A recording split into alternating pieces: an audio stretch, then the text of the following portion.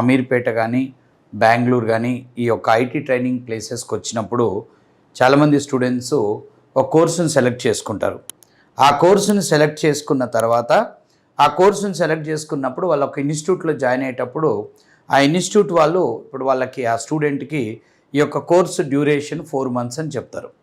అలా 4 months అని వాళ్ళు చెప్పినప్పుడు వీళ్ళు ఏం చేస్తారంటే 4 monthsకి ఆ కోర్సు నేర్చుకోవడానికి ప్లాన్ చేసుకొని ఇంట్లో చెప్పేసి వీళ్ళు ఆ బడ్జెట్ అమౌంట్తో హైదరాబాద్ వచ్చి లేదా బెంగళూరు, హైదరాబాద్ అయితే అమీర్పేట ఇన్స్టిట్యూట్స్లో జాయిన్ అవుతారు.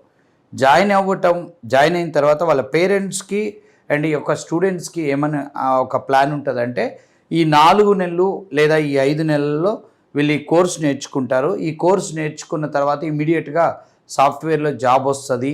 జాబ్ వచ్చి తర్వాత వాళ్ళు జాబ్లోకి వెళ్ళిపోతారనే ఒక ఆలోచనలో ఉంటారు.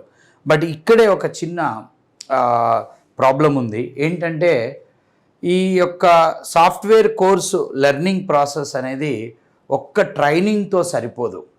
ఈ యొక్క సాఫ్ట్వేర్ కోర్సులు నేర్చుకునే వాళ్ళు ఎలా ప్లాన్ చేసుకోవాలంటే ఒక ఇన్స్టిట్యూట్ 4 months అనేది టైం చెప్పింది అంటే ఆ యొక్క కోర్స్ 4 నుంచి ఒక 2 months ఎక్సెస్ పెట్టుకోండి. అంటే ఒక 6 months పడుతుంది.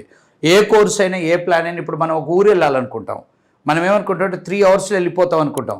బట్ ఎక్కడ అప్పుడు 3 hours జరగదు. అది అట్లీస్ట్ 4 hours 4.5 hours. అలానే ఈ యొక్క కోర్స్ నేర్చుకోవడం కూడా మనం 4 months అనుకున్నప్పుడు అది 5-6 months పడుతుంది. ఒక 1 or 2 months ఎక్సెస్ పడుతుంది.